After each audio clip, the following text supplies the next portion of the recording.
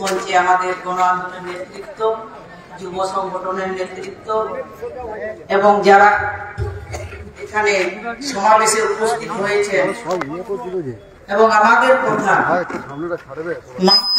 যতদূর যাচ্ছে, যারা ব্যবসায়ী বন্ধুগণ, আমাদের যারা পথে হাঁটছে, সবাইকে আমি আমার ব্যক্তিগত পক্ষ থেকে আপনাদের অভিনন্দন, ধন্যবাদ, নমস্কার, জোহার জানাই।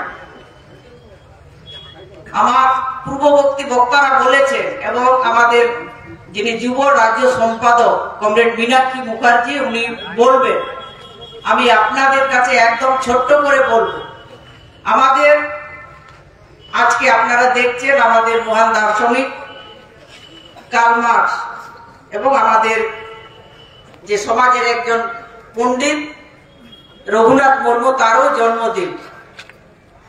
আমরা সকালে শ্রদ্ধা জানিয়েছি এবং আমাদের যুবরা সেখানে শ্রদ্ধা জানিয়েছেন, বা আমরাও জানাচ্ছি, আপনারাও জানিয়েছেন।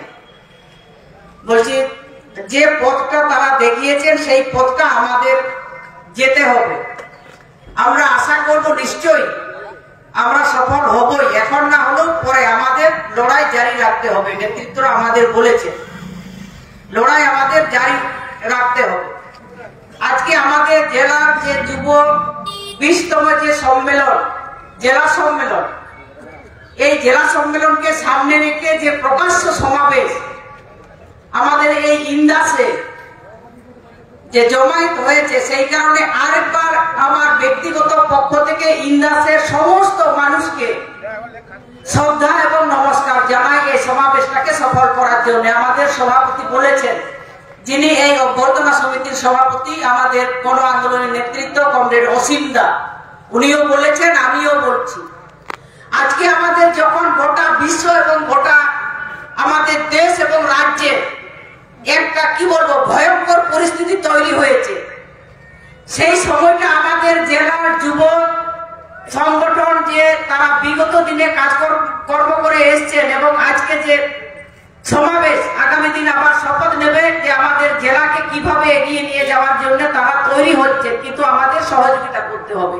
আমরা যারা উপস্থিত হয়েছি এবং আমরা যারা আছি, সবাইকে আমাদের যুবদেরকে আরো বেশি করে এগিয়ে আসতে হবে, কারণ আমাদের দেশ এবং রাজ্যে একটা ভীষণ ভয়ঙ্কর পরিস্থিতি তৈরি হয়েছে। আজকে দেখছেন না আমাদের রাজ্যের সরকার এবং দেশের সরকার, তারা একসঙ্গে একটা নীতি নিয়ে তারা যাচ্ছে, চলছে, হাঁটছে, এটা আমাদের কারো অজানা নেই, আমরা সবাই জানি। কিন্তু আজকে আমরা কেন তাদের নিয়ে বলতে হচ্ছে? আমরা কারো ব্যক্তি বিরোধী নয়, আমরা নীতির বিরুদ্ধে। আমরা যখন কোন লড়াই সংগ্রামে যাই তখন একটা লক্ষ্য করে যাই, কোন উদ্দেশ্য করে যাই। আমরা সেই উদ্দেশ্য করে আমাদের যে রাজ্যের সরকার, সেই সরকার তারা এগিয়েছিল এই যে আমাদের নির্বাচনী পদ্ধতি নিয়ে, সেখানে মানুষ রায় দিয়েছে, ঠিক আছে, আমরা সমর্থন করছি, আমরা কোনো বিরোধিতা করছি না। তারপরে আমরা কি দেখছি? আজকে আমার যুব সমাজ, আজকে আমার কৃষক সমাজ, আজকে আমার মহিলা সমাজ, আমি বলবো আমাদের সমস্ত সমাজের, আমাদের সব মানুষ আজকে কেন আমাদের ভাবতে হচ্ছে, আমাদের কেন বলতে হচ্ছে, আজকে আমার যুবরা কেন বাইরের কাজের সন্ধানে চলে যাচ্ছে, আজকে কেন নারীরা নিরাপত্তাহীনতা ভুগছে, আজকে যারা চাকরি করছে তারা ভাবছে কেন আমার চাকরি থাকবে কি থাকবে না, আমরা ভাববো না। আজকে জিনিসপত্রের দাম কি হচ্ছে, আজকে দুই সরকার আছে কমরেড আমাদের অভয়, আমাদের প্রাক্তন যুব অল ইন্ডিয়া যিনি সম্পাদক আমাদের গণ আন্দোলনের নেতৃত্ব, উনি বলেছেন যে তারা সেই নিয়ে কোনো কিছু বলছে না। আমাদের এই যে কলকাতায় আগুন লাগলো, সেখানে আমাদের সাধারণ মানুষ, আর যাই হোক, মানুষ তো মারা গেলেন, একটা কথা দেখেছেন, আলোচনা হয়েছে, আর টিভিতে দেখবেন তারা কে কত ঝগড়া করতে পারছে, কে কত বলতে পারছে। এই যে 56 ইঞ্চির কথা যিনি বলছেন, বিজেপি বলছে আমাকে দেখো, তৃণমূল বলছে আমাকে দেখো, ওদের দেখলে আমাদের পেটটা ভরবে না, আমাদের রাজ্যটা এগিয়ে যাবে না, আমাদের বাঁকুড়া জেলাটা এগিয়ে যাবে না, আমার যুবর সমস্যার সমাধান হবে না, আমার কৃষকের সমস্যার সমাধান হবে না, আমাদের আরো অনেক আমাদের মানুষজন আছি তাদের সমস্যা সমাধান হবে। তারা তাদের আসল যে দুর্বলতা মানুষ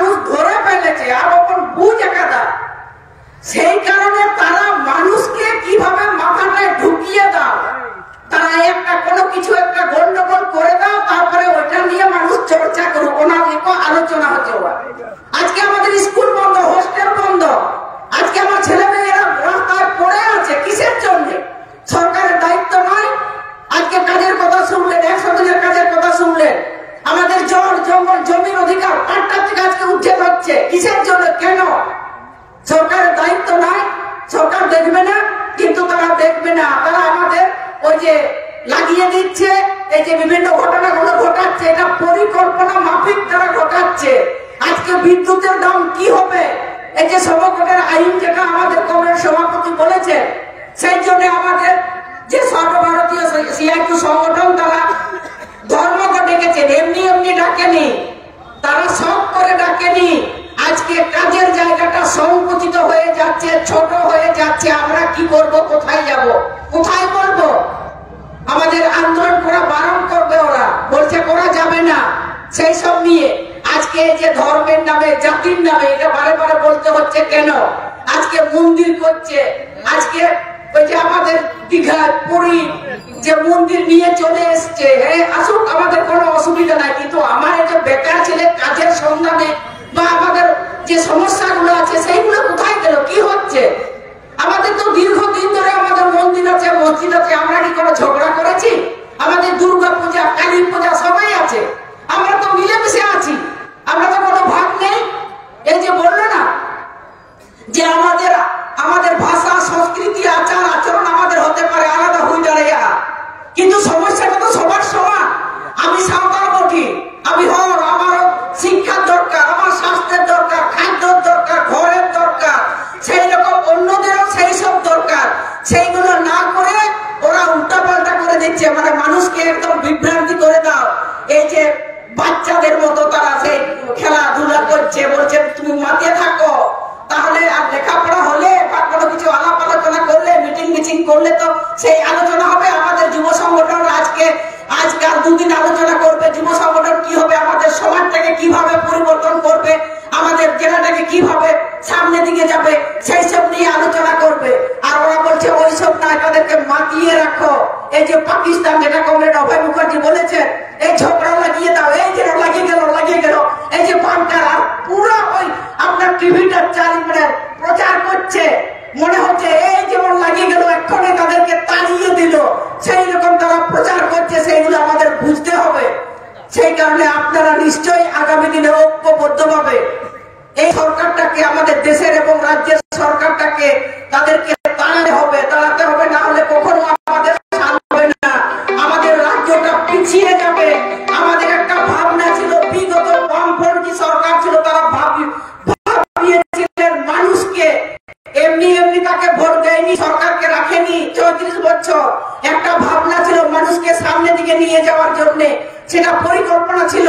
এই যে এসএসকে, এমএসকে, গ্রাম এলাকার মানুষের যে গ্রামের ছেলে মেয়েরা এরা মার জল খালি স্কুল যাবে যাতে শিক্ষা পায়, আর ওরা বলছে সবগুলো বন্ধ করে দাও, ওইগুলো চলবে না, তাদেরকে বেকার করে দাও, তাহলে আমাদের সুবিধা হবে লুট করতে। চুরির কথা, এই যে চুরির কথা বলেছে, সেইগুলো তো হিসাব আমরা চাইবো শিক্ষিত হলে। আমার কুলি কুয়া যে ও কাহিনা টাকা আমার 100 দিন না কামিল, ও কাহিন দিয়ে কামিলি দিয়ে আমার পয়সা বইয়াম করেছি না, বইয়ামটা কেন পাচ্ছি না, সেইগুলো আজকে হসপিটালে দেখবেন কি অবস্থা হয়ে আছে। সেই জায়গাতে আমরা বলছি সেইগুলোকে ঠিকঠাক করুন, আমরা তাদের সঙ্গে থাকবো, কিন্তু অন্যায় করলে আমরা যতটুকুই হোক আমরা লড়াই করব। আমরা আমাদের জীবন দেব, আমাদের মজুর বিজ্ঞান, আনিস খান আর অনেকে দিয়েছে, আমরা কখনো পিছু হটিনি, আমাদের কখনো দুর্বলতা নেই। আমরা সমাজের জন্য, মানুষের জন্য, দেশের জন্য আমাদের যুব যারা কমরেড, যারা নেতৃত্ব, তারা জীবন দিতে প্রস্তুত আছেন। সেই জন্য তো সব জায়গায় তারা সামনের সারিতে তারা থাকছে। আগামী দিন তারা নিশ্চয় সেই সামনের সারিতে থাকবে। আমাদের বাঁকুড়া জেলাটা একটা পরিবর্তনের পথ দেখাবে। আমরা তাদের সাথে থাকবো, আমাদের তাদের সহযোগিতা করব। এই সাফল্য কামনা করে আজকে যে সমাবেশ সফল হবে, আমাদের এই ইন্দাসের মানুষকে, শ্রদ্ধেয় মানুষজনকে সবাইকে আমি শ্রদ্ধা নমস্কার জানিয়ে আমি আমার কথা শেষ করছি। ইনকলাব জিন্দাবাদ।